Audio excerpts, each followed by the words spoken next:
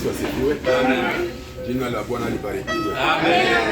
Nambariki Mungu kwa ajili ya siku ya leo, sababu siku ya leo ni siku kubwa sana ambayo Mungu ameifanya ili tufurahie na ili tushangilie wema wake. Kwa majina ni Reverend John Peter Kizungu, na nambariki Mungu kunipata tena mahali hapa siku ya leo. Asiwezi kuichukulia for granted ama kawaida, lakini neema ya Mungu peke yake. Kwa hivyo tenda soma neno la Mungu, na katika kawaida naposoma neno la Mungu, mmoja tu ambaye anastahili kukaa ni Mungu peke yake. Ndio anakaa kwa kiti cha enzi. Sisi wengine wote tunasimama ili tuheshimu angalau Mungu. Tunasimama sote kama nimesema.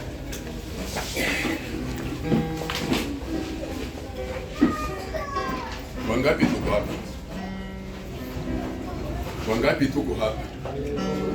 Haleluya, haleluya, haleluya. Tunaweza kuwa hapa na kuwa huko nyumbani. Wangapi tuko hapa? Haleluya, haleluya, haleluya. Naomba mtumishi wangu Pastor Moses chukua Biblia yako katika Mark chapter 10 from verse 46 to 52. Mariko mlango wa 10 mstari wake wa 46 hadi 52. Alafu utachukua kitabu cha Habakuki, kimaliza na hapo mlango wake wa 2 mstari wa kwanza hadi wa 4. Amen. Nasoma kwa uwepo wa Bwana kitabu cha Marko 10 kuanzia 46. Biblia inasema, wakafika Yeriko. Hata alipokuwa akishika njia kutoka Yeriko pamoja na wanafunzi wake na makutano mkubwa, mwana wa Batimayo yule mwonaji kipofu alikuwa ameketi kando ya njia. Naye aliposikia ya kwamba ni Yesu Mnazareti, alianza kupaza sauti yake na kusema, Mwana wa Daudi, Yesu nirehemu. Na wengi wakamkemea ili anyamaze, lakini alizidi kupaza sauti, Mwana wa Daudi, unirehemu. Yesu akasimama akasema, mwiteni. Akamuita yule kipofu, akamwambia, jipe moyo, inuka, anakuita. Yesu akamjibu akamwambia, wataka nikufanyie nini? Yule kipofu akamwambia, mwalimu wangu, nataka nipate kuona. Yesu akamwambia, enenda zako, imani yako imekuponya. Mara akapata kuona, akamfuata njiani. Kitabu cha Habakuku mlango wake ni wa 2 kuanzia 1 yake mpaka 4. Nasoma Biblia kwa uwezo wa Bwana. Mimi nitasimama katika zamu yangu, nitajiweka juu ya mnara, nitaangalia ili nione atakaloniambia na jinsi nitakavyojibu katika habari ya kulalamika kwangu. Biblia yake inasema, Bwana akanijibu akasema, iandike njozi ukaifanye iwe wazi sana katika vibao, ili aisome apataye kuisoma kwa maji. 3 inasema, maana njozi hii bado ni kwa wakati uliamriwa, inafanya haraka ili kuifikiria mwisho wake, wala haitasema uongo. Ijapokawia, ingojee, kwa kuwa haina budi kuja, haitakawia. 4 yake inasema, tazama roho yake hujivuna, haina unyofu ndani yake, lakini mwenye haki ataishi kwa imani yake. Amen. Amen. Haleluya. Muda huyu umenea kwa ajili ya kuweza kuleta mausia yako. Kwa hivyo Kristo wa Nazareti, nataka mimi nishuke, wewe inuke. Haleluya. Natamani Kristo wa Nazareti mimi nyamanze na wewe unende. Maana maneno za wanadamu zinaua, lakini neno lako linauisha. Narusha congregation yote mzima hii mikononi mwako, na neno hii iko ya manufaa kwa ajili ya kila mtu. Kwa jina lako Yesu, amen.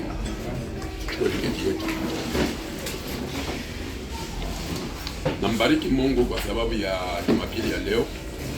nilikuwa sema kwamba ni Jumapili ambayo inajaa baraka, Jumapili ambayo Mungu alipendezwa sote tuweze kuwepo mahali hapa. Na tumesoma mashairi mawili ndani ya kitabu cha Habakuki, ndani ya kitabu cha Habakuki, na yote inalenga kitu kimoja. Najua kwamba labda kuna wengine ambao usema kwamba ukihubiri hii neno utahubiri kuniliko, lakini siku ya leo natamani Roho Mtakatifu atupeleke kwenye viwango vingine. Amen. Tutoke katika logos aje tuingie kwenye rema ya Mungu. Haleluya. Katika ufunuo. Na katika kitabu cha Marko neno la Mungu anatuambia kwamba kila mahala ambako Yesu alipita alitenda mema. Alifufua wafu, akaponya wagonjwa, akatakasa kwenye ukoma. Na siku ya leo ni siku ingine tofauti ambao Mungu anataka aweze kuvisit, ili aweze kuleta metamorphose, transformation ndani ya maisha kila mmoja, ya kiroho kama vile kimwili.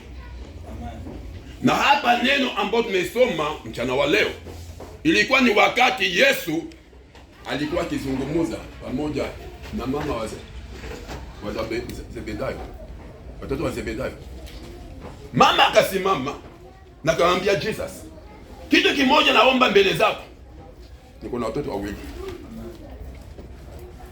na watoto wawili nataka siku ya ujio, siku ya event yako, mmoja akae kwenye left, mwingine aikale kwenye right. Yesu akawaambia, ni vizuri ulizomauliza, lakini je, wataweza kunywea kikombe ambacho nilikinywea? Mama na kimbelembele akasema ndio wataweza, najua wataweza. Yesu akamwambia hata kama wataweza, lakini kitu ambacho inaangalia mambo ya kushona kuume, baba yangu aliye juu mbinguni. Ijawapo kikombe ambako Yesu alikinywea ilikuwa kikombe cha mateso, akakubali. Lakini Biblia inatuambia kwamba the following day aliwandoka Yeriko. Aliingia Yeriko. Na hapa Yeriko kulikuwa huyu mtu Bartimayo, mwana wa Timayo, ambao neno la Mungu anatuambia kwamba alikuwa kipofu. Na kama alikuwa kipofu, ilikuwa nini? Wakati yote walimchukua wanamweka kando ya njia ili aombe, ufungulie, nisaidie.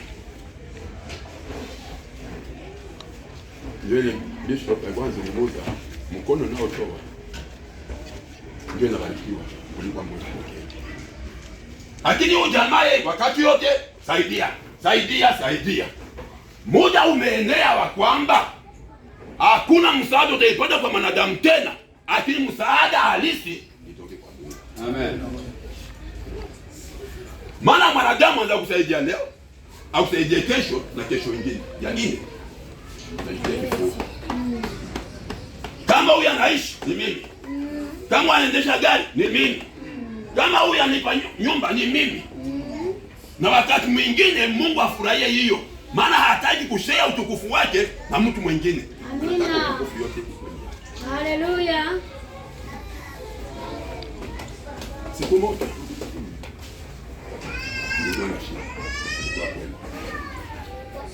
ukaja mtu mmoja kanaambia, ndakukamata in charge wewe na familia yako, kila leo nitakusaidia. Nikakubali. Na siku moja niwatembea, ni kweli alikuwa anasaidia, analipa nyumba, nauli, kila kitu anafanya. Kumbe akinipea, anarudi huko, anasema hata mnamuona anafaa ni mimi. Hayo ilikuwa mimi, unafikiri angekuwa kisipo? Habari zinikujia. Aye. Sasa habari zinikujia, nikamwambia ndugu yangu, asante kwa sacrifice yote umefanya. Lakini yote ambayo yafanya, wewe umeshapata malipo yako hapa chini ya jua. Na kuanzia leo lakini msamaha. Nikamwambia sitaki kuwa mzigo kwa mtu. Amina. Na mtu asiwe mzigo kwangu. Amina. Kwa maana Yesu akasema njooni kwangu nyote unaolemewa na kusumbuka minyororo mizito, niwapumzishe. Ijawapo ni kwa mzigo, Yesu pia iko na mzigo. Lakini ya Yesu iko laini. Yangu ni mgumu sana. Iko strong. Yake iko wepesi. Na huyu kipofu maisha yake yote nisaidie. Macho hazioni. Na kama macho hazioni, utafanya kazi aje? Hakuna. Naomba siku ya leo macho zetu zifunguke. Kuna macho aina mbili, macho ya kimwili na macho ya kiroho. Yes. I wish ningetaka macho zako za kiroho zifunguke ili uone clearly na ujue Mungu anataka nini juu ya maisha yako na juu ya future ya maisha yako. Na huyu kipofu jamaa yake wakamkamata kama inakuwa ni business. Kila siku anamchukua kando ya njia. Saidia. Unampatia komena. Unampatia kama kwa mmoja sukuma. Kuna mwenye hata pia anamsomea anamwambia wewe ndio fanye kazi. Kila mtu. Na ndio maana nasema tuache madharau. Tuache madharau. Amen. Na singe furahia mtu amdharau mwingine. Amen. Nasema kila siku ya kwamba lobi ya moto, kesho ya mtu Mungu ndiye anajua. Yes.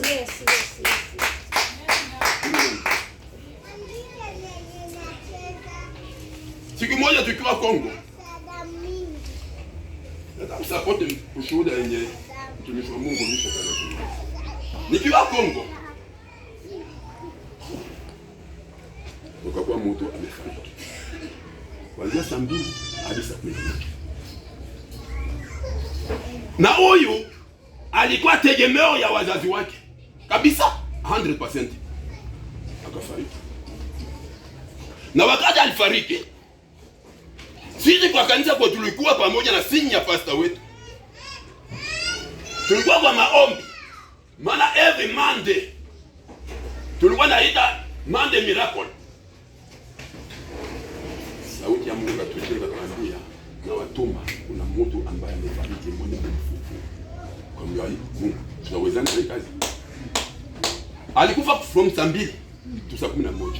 Haleluya. Tuwashukuru tati. Kufika hapo tunakuta wazazi wake wako pale wanapiga nduru, hakuna mtu anaweza kuwazuiza. Tunakuta majirani wako najiandaa wachukue mtu wampeleke morgue kama mmoja. Tukaingia huko. Akaturuhusu tuingie. Tukoingia.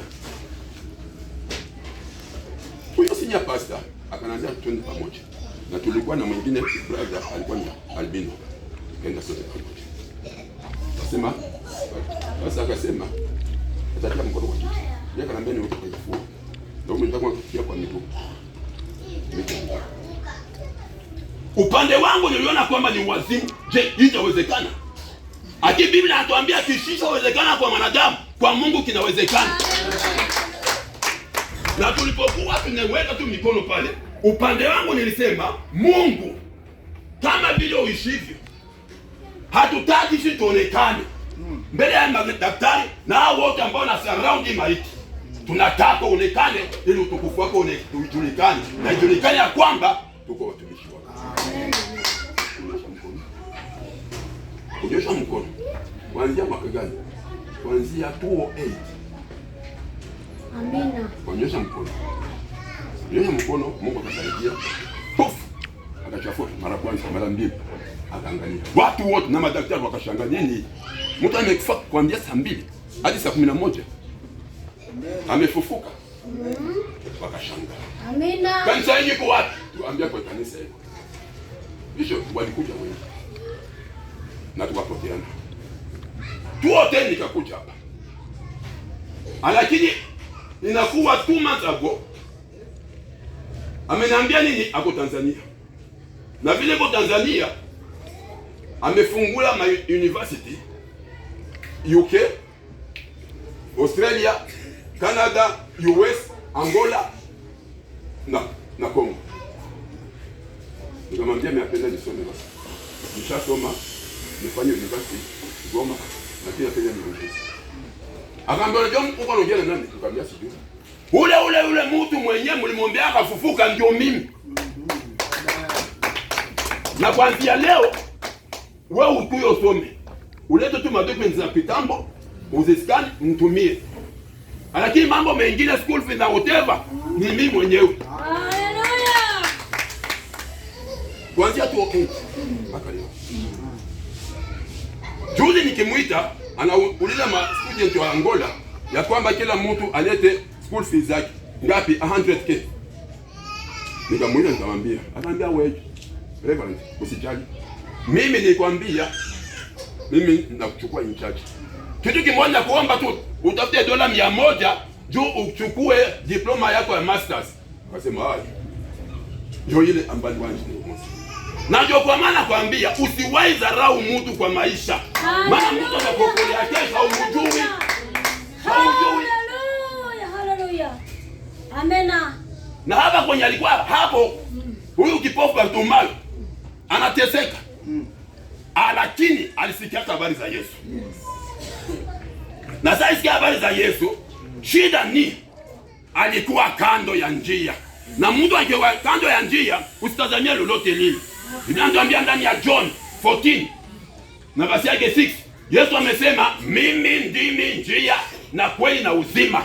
Amina. Na ule ambaye haiko pamoja na mimi hakuna kitu ambacho atakitazamia. Wakati ule aliposikia ya kwamba Yesu amepita, alilalamika. Moja, alipata ufunuo ya kujua kwamba mwana wa Daudi. Na wale wote hawakujua. Na hao wote ambao walikuwa wanapelekana naye walijua kwamba Musa peke yake alijua ni ile lua mozaiki, ni ile sheria ya Musa. Hawakujua Jesus. Lakini huyu alijaliwa neema. Akajua mwana wa Daudi. Alalamika. Yesu Kristo mwana wa Daudi, unirehemu. Aliposikia mtu ameongea hivyo, akajua kwamba huyu mtu amenijua. Alijuaje kama mimi niko mwana wa Daudi? Tunataka kuomba, tuombe ndani ya ufunuo. Amina. Usome kama vile chakuu ama kasuku. Omba na ufunuo. Amen. Unapoomba na ufunuo, ile ufunuo utakupeleka deeper. Maana Biblia inatuambia kwamba vilindi uvileta vilindi vingine. Amina. Yesu mwana wa Daudi.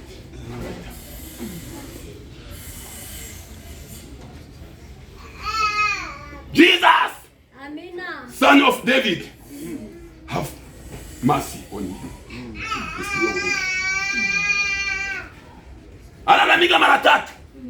Alipolalamika mara tatu, na watu wamwambia, nyamaza kimya, unamsumbua master. Nyamaza kimya. Tutasema kama vile Hana. Koani Eli anamwambia, saa tatu umelewa. Akamwambia, ungelijua yenye naua, yenye iko ndani mwangu, siniambia mambo kama haleluya. Na umeniambia nyamaze kimya. Ungelijua pain ambayo iko ndani mwangu, usingeliongea hivyo. Acha watu waongee Bwana. Amen. Amen. Wakati tuko kwenye ibada, tuko na freedom. Maana Biblia inatuambia kwamba mahali ambako roho wa Mungu yupo, kuna uhuru. Haleluya. Ile freedom ya Mungu ionekane ndani ya Amen. Hawa wakamwambia nyamaza kimya, unasumbuana. Nafikiria kwamba kipofu Bartimayo alisema ndani mwake, ungelijua yale ambayo yamenilemea, ungelijua njia zangu zenye zinafungana, ungelijua magonjwa ambayo yamenilemea, ungelijua utasa ambao umenibeba, usingeniambia hivyo. Alalamika. Yesu Kristo na Daudi. Dunia iko complicated. Yes. Wale walimwambia kwamba unamsumbua Martha, ni wale walimwambia tena kwamba jipe moyo. Muda imenea. Waliokudharau. Waliokuona kwamba uko duni. Waliokuona uko chokora. Haleluya. Nyaga huko. Haleluya. Kiwango ambao utakusalutia. Bakwambia hai ni wewe. Yes, ni mimi. Amen. Yesu Kristo mwana wa Daudi. Nani alikwambia mchana wa leo, adhuhuri wa leo, toka kando ya njia. Amen. Father Jesus. Maana ndio savior kwa maisha yangu na maisha yako. Na tukimfuata, hakuna mtu yeyote ule kuanzia misingi ya ulimwengu kuweko mpaka leo ambaye alikuwa akambatana na Jesus maisha yake kabaki the same. No. Mabadiliko yalikuwepo. Amen. Na kama mabadiliko iko, mbona kama mabadiliko na hatutaji mwenye mabadiliko. Toka kwa barabara njia. Ingia kwa barabara. Ingia kwa njia. Ili vukutane na mcheza wako. Jamaa tunasema on Tuesday, Monday kesho na Tuesday tuona maombi. Ya wakati anashoka hapa.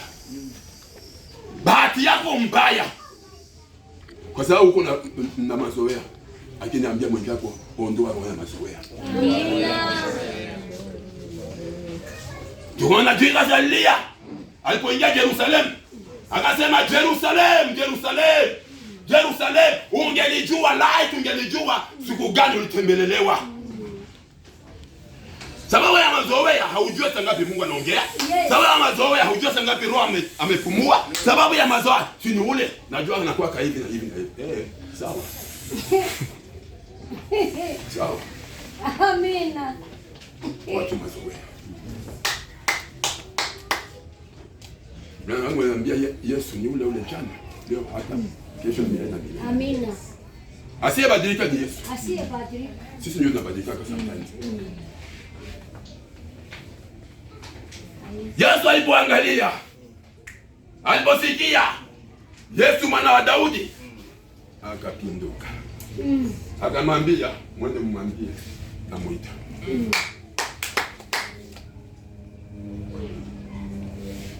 Akasikia. Wale walikuja moyo jana. Ndio wale tuwaambia, mama, ambale baba, njipatie Mungu. Yes. Mungu yuko kazini. Amina. Tunaambia yuko kazini. Bado inawezekana. Tuambia mama, Yesu ni Bwana. Na jana ndio yule timu alikuwa. Akamwambia kwa afai.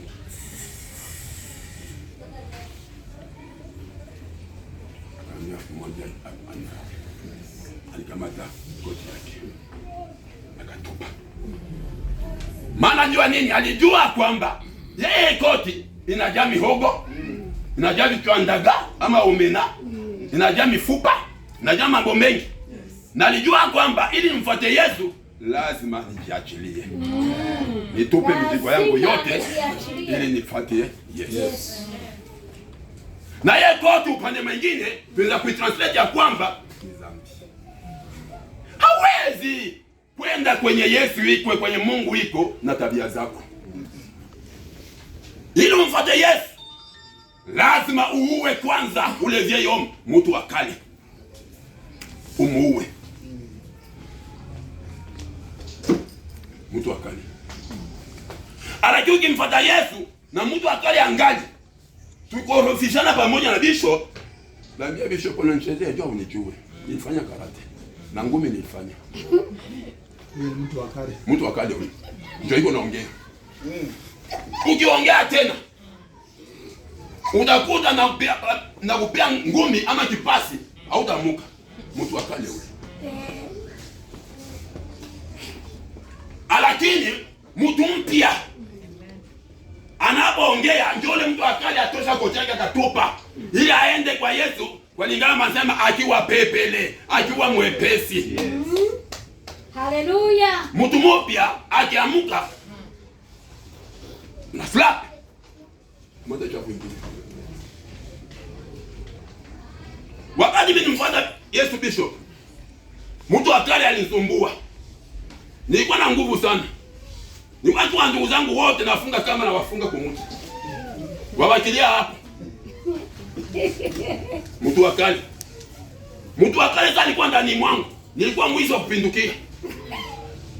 Unaweza kutoa kitu hapa, mtadanganywa mama ndio anaibeba. Na mimi ndio niko nayo.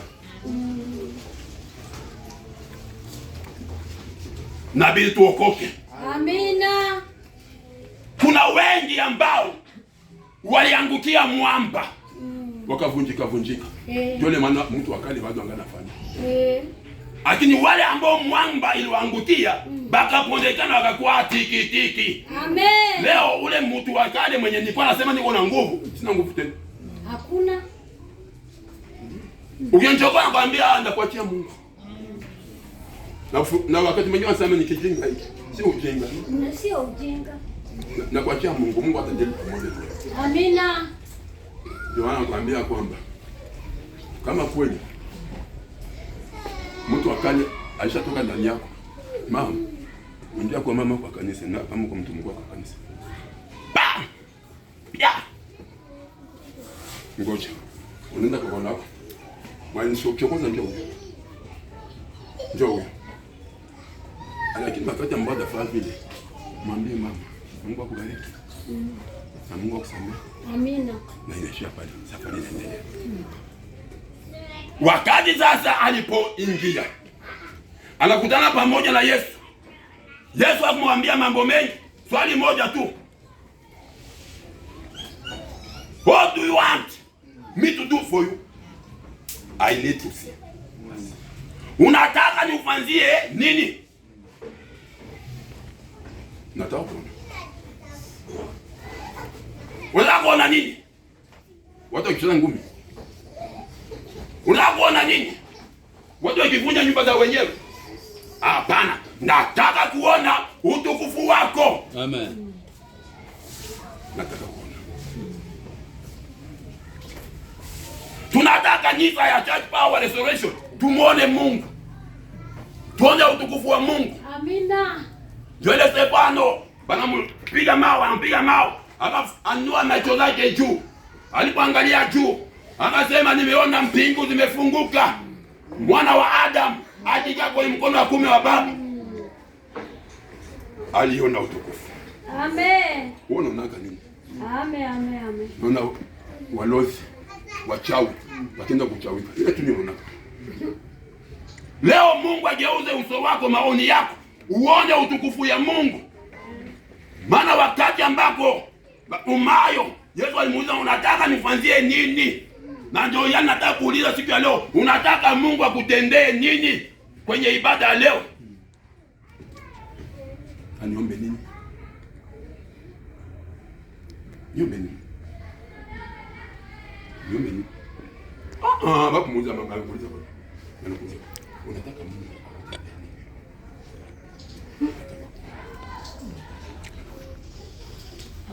Nataka kuona.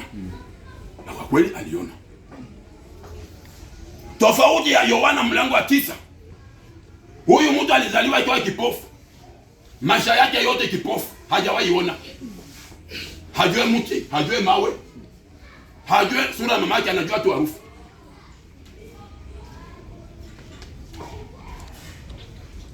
Yesu alipokuwa amepita, alichukua matope akaweka kwa macho yake. Akamwambia uende kwa kisima Siloamu. Uende kwa Yesu. Akaenda. Mungu akamsaidia akaona. Na wakati aliona Mafarisayo, na kemea pepo ya ufarisayo ndani ya makanisa. Amina. Kwa jina la Yesu Kristo wa Nazareti. Amen. Mafarisayo wakaja kumwambia, "Ai, umepona." Nani amekuonyesha? Mimi simjui. Nisikia wanasema kama yeye ni Jesus.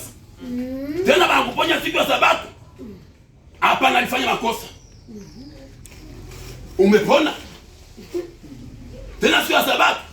Hawa Farisayo walisahau ya kwamba Yesu mwenyewe ndio master wa Sabato. Yes. Walienda kwa mama yake wazazi. Ni ukweli mtoto wake alikuwa kipofu.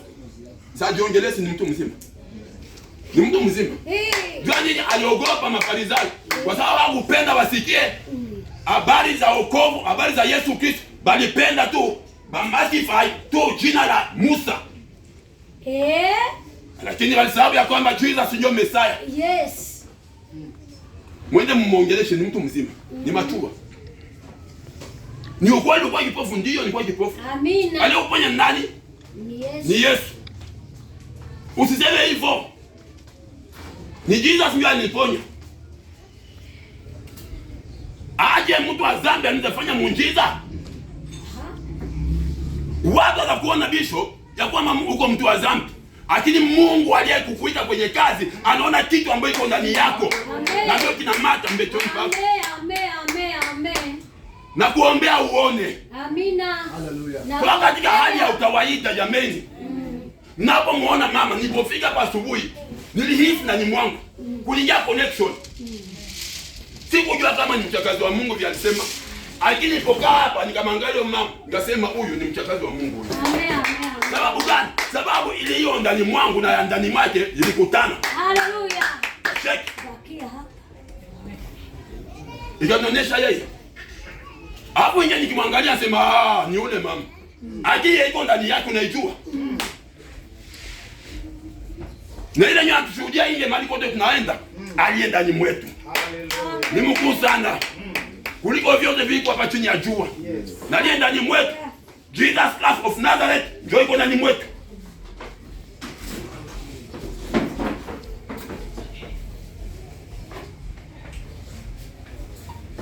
Useme hivyo kama ndio uko. Mtu wa dhambi huyu hakuna kitu cha malongo. Ndio kutoka ndani. Akamwambia nini? Wala Farisayo hakuogopa. Mungu akampatia roho ya ujasiri. Akamwambia kama ni Beelzebul sijue. Kama ni mtu wa dhambi sijui. Na hiyo kijua tu nikiwa kipofu sasa nimeona. Watu wengine wanakuambia uende fani mwe kanisa. Kwa kanisa kidogo. Watu hakuna watu wengi. Unaenda fani nyuko. Wewe ndio unaona. Akimi katika roho nimeona mambo zingine. Najua kwamba niliingia humo, nilikuwa empty. Niliingia humo, sikuwa naona sawa. Lakini saa hizi nimeanza ona sawa. Amen. Ndio kwa maana wangapi wanaingia kwenye madhabahu hii ya Church Power Restoration na ukapokea muujiza. Amina. Wangapi? Chungu nzima. Tuache madharau. Amina. Ndio kwa maana alizungumza. Je, Nazareth Nathanael, unaweza toa kitu kizuri? Bethlehem, unaweza toa kitu kizuri? Yes. Je, Church Power, unaweza toa kitu kizuri? Ndiyo. Maana uko Nazareth kutoka Mesaya. Humo ndani kuna miujiza itendeka.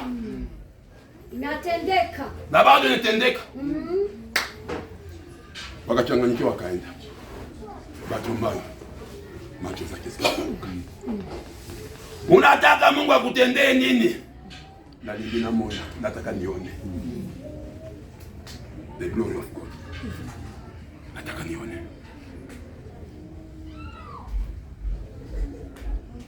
Okay. Wakati ule Yuda ina compromise ndani ya Mungu. Lakini Mungu alimwita Habakuki. Na alipomwita Habakuki, unapofanya utafiti vizuri, utajua kuta Habakuki ni nani?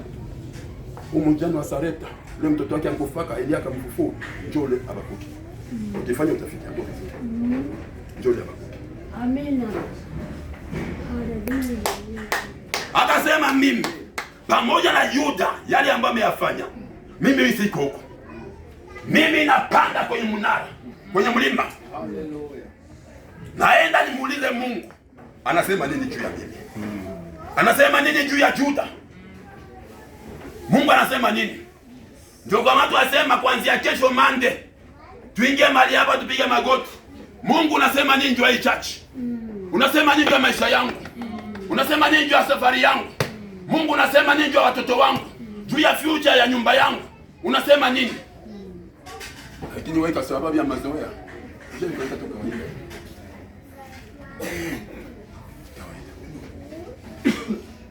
Habakuki akasema, nitasimama kwenye mnara. Nimwite Mungu na nimsikize. Anataka nini juu ya maisha yangu? Mungu akamwambia, nakupea njozi. Na unabii shikilia vizuri. Na ni unabii ambayo haitakaa tena. Inakuja hapa mbele tu. Na yote ambayo nimezungumza utaone kifanyika. Na tayari imekusha utendeka. Hivyo Mungu alimwambia Habakuki, nami nakwambia siku ya leo, ile ndoto zote ambazo ulikuwa iko nazo tayari Bwana amezijibu. Si kesho ingine, right now. Sahi Mungu anataka kuzijibu. Haleluya. Nakwambia itatendeka.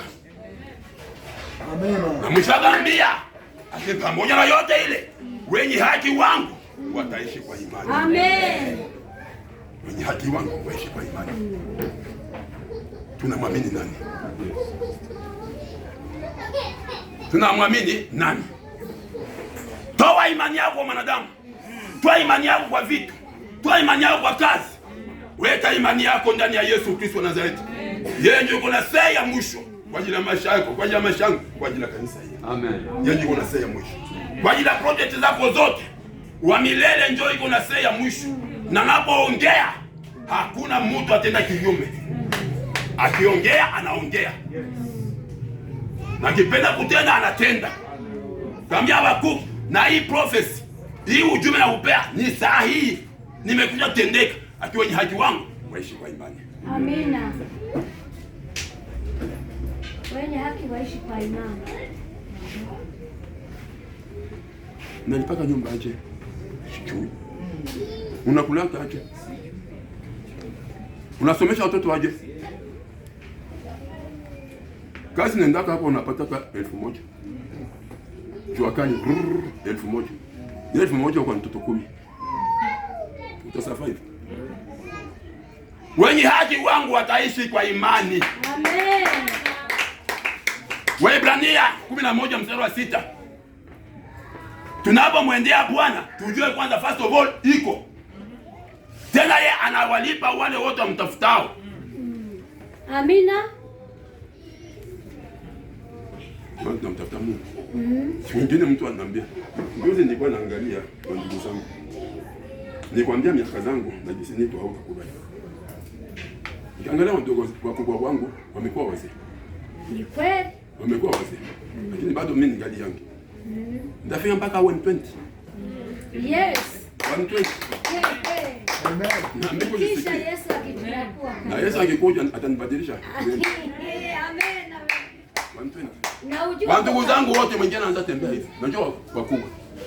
Njoo wadogo imini. Njoo wadogo wangu. Mimi ndio mkubwa, lakini mimi ndio nageuka yangu. Sababu gani? Walio ndani ya Yesu. Mungu atawarenew.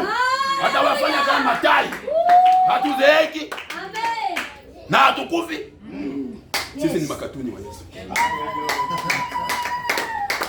Sisi ni makatuni wa Yesu. Yes. Katuni za kiacho. Chwa. Mkuki. Kana kufa. Kidogo tu kana kufa. Anasema amen. Mbona ukufa? Wenye haki wangu wataishi kwa imani. Amen, amen. Na leo tunaishi aje?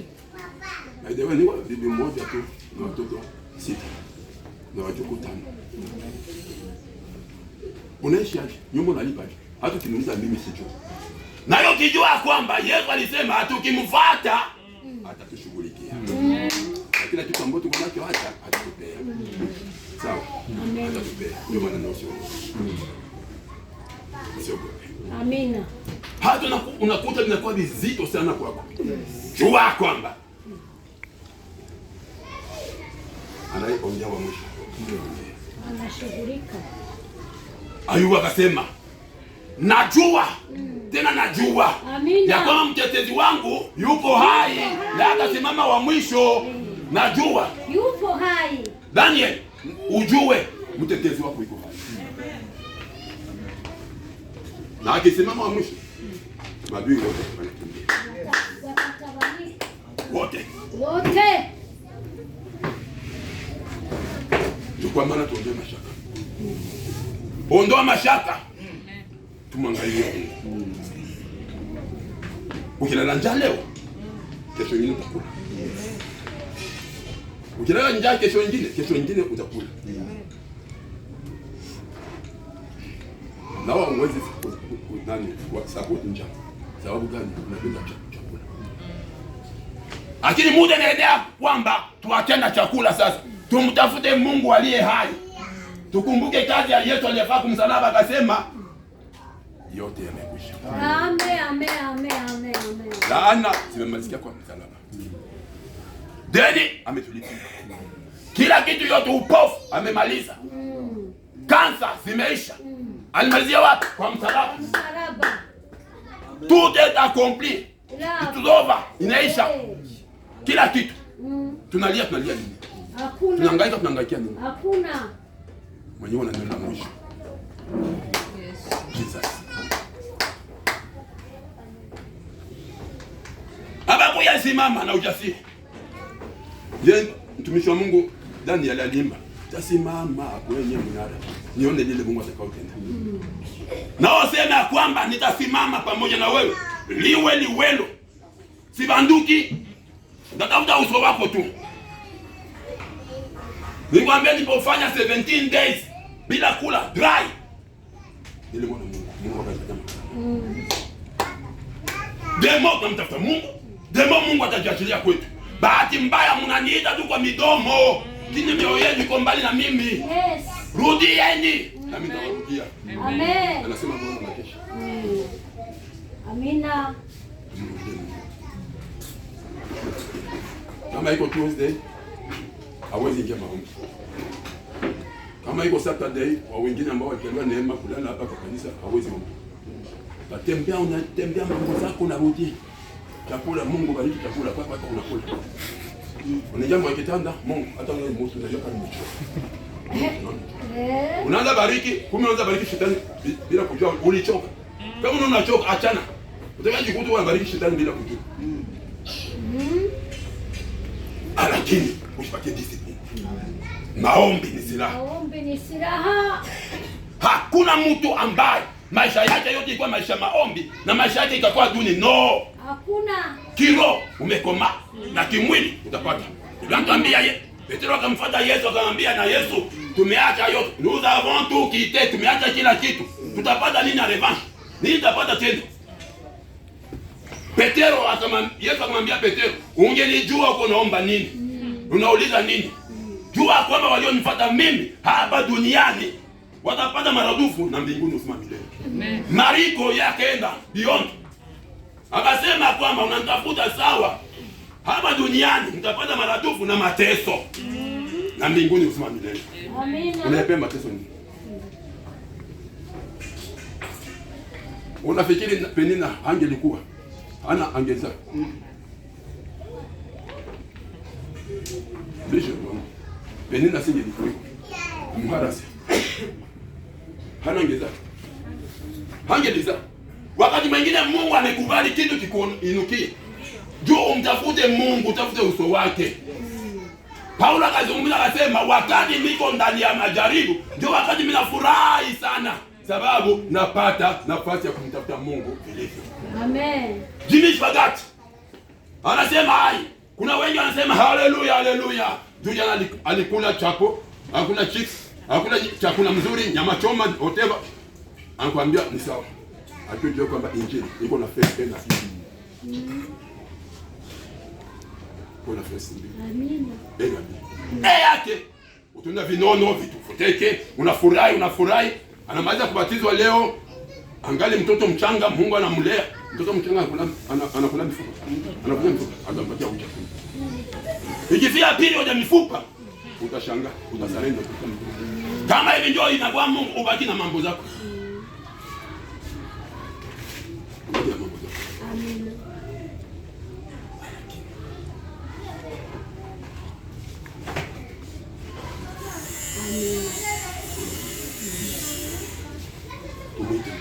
Amina.